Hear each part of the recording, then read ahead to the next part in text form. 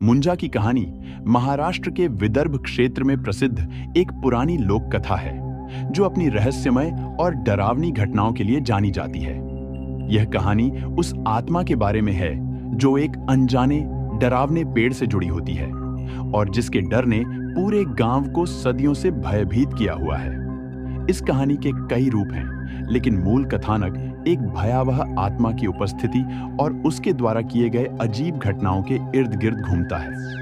कहानी की शुरुआत होती है एक छोटे गांव से जो चारों ओर घने जंगलों से घिरा हुआ था। इस गांव के किनारे पर एक विशाल पीपल का पेड़ था जो गांव के लोगों के बीच डर का विषय बन चुका था। इस पेड़ के बारे में कहा जाता था कि इसमें मुंजा नामक एक आत्मा का निवास था।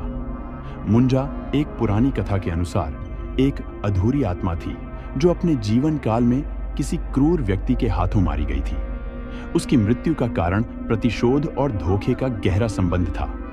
मरने के बाद उसकी आत्मा इस पेड़ से बंध गई और तभी से वह गांव में आतंक मचा रही थी। गांव के बड़े बूढ़े लोग बताते थे कि मुंजा की आत्मा रात के समय सबसे ज्यादा सक्रिय होती थी, खासकर अमावस्या की रातों में जब अंधेरा और सन्नाटा चारों ओर फैला होता था। लोग कहते थे कि मुंजा अपनी शिकार के लिए रात में निकलता है और जो भी उसकी नजरों में आता है वह कभी वापस नहीं लौटता।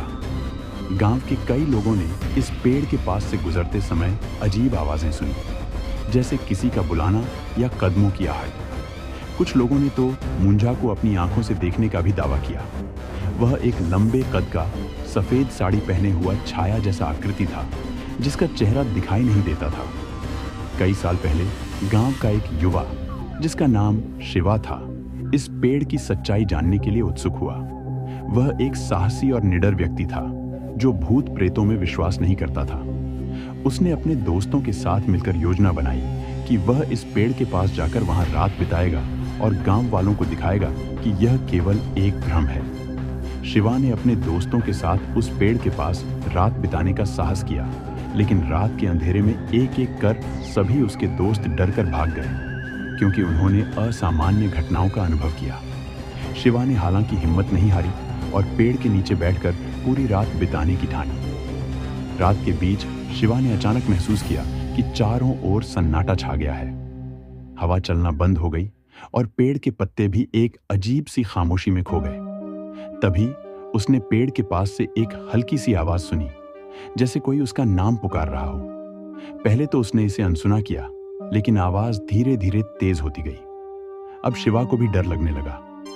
उसने उठकर वहां से भागने की कोशिश की, लेकिन उसे ऐसा महसूस हुआ जैसे किसी ने उसके पैरों को जकड़ लिया हो। वह जितना भागने की कोशिश करता उतना ही वह पेड़ के पास खींचता चला गया। तभी पेड़ के सामने एक अजीब सी आकृति प्रकट हुई। वह आकृति मुंजा की थी।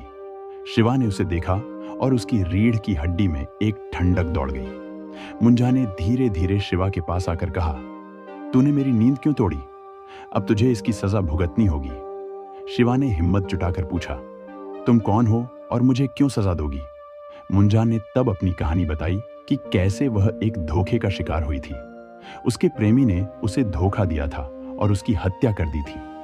उसकी आत्मा इस पेड़ में फंसी हुई है और जब तक उसका बदला नहीं लिया जाता वह यहीं रहेगी। शिवा ने किसी तरह अपनी जान बचाकर वहां से भागने की कोशिश की, लेकिन मुंजा ने उसे नहीं जाने दिया। कहा जाता है कि उस रात शिवा की चीखें पूरे गांव में गूंज उठीं, लेकिन कोई भी उसकी मदद के लिए वहां नहीं जा सका। अगले दिन सुबह गांव वालों ने शिवा को उस पेड़ के नीचे बेहोश पाया। वह जीवित तो था, लेकिन मानसिक रूप से टूट चुका था। उसने उसके बाद कभी उस पेड़ का नाम भी नहीं लिया और गांव छोड़कर कहीं दूर चला गया। इस घटना के बाद से गांव के लोग उस पेड़ के पास जाने से डरने लगे। यह माना जाता था कि मुंजा की आत्मा अभी भी वहां निवास करती है और जो भी उसकी शांति भंग करेगा उसे उसकी सजा भुगतनी पड़ेगी।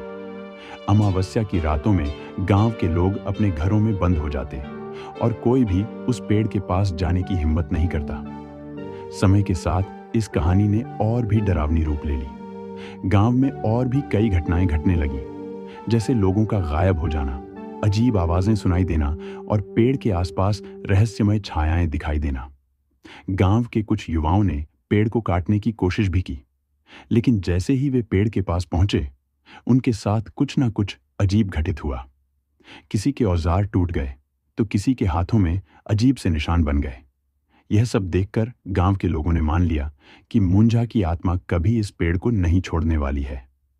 आज भी विदर्भ के उस गांव में लोग इस पेड़ से दूर रहते हैं।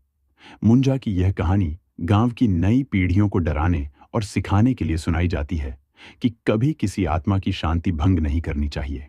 यह कहानी सिर्फ एक लोक कथा नहीं है, बल्कि एक सबक है कि कुछ रहस्य और अंधकार को कभी चुनौती नहीं देनी चाहिए।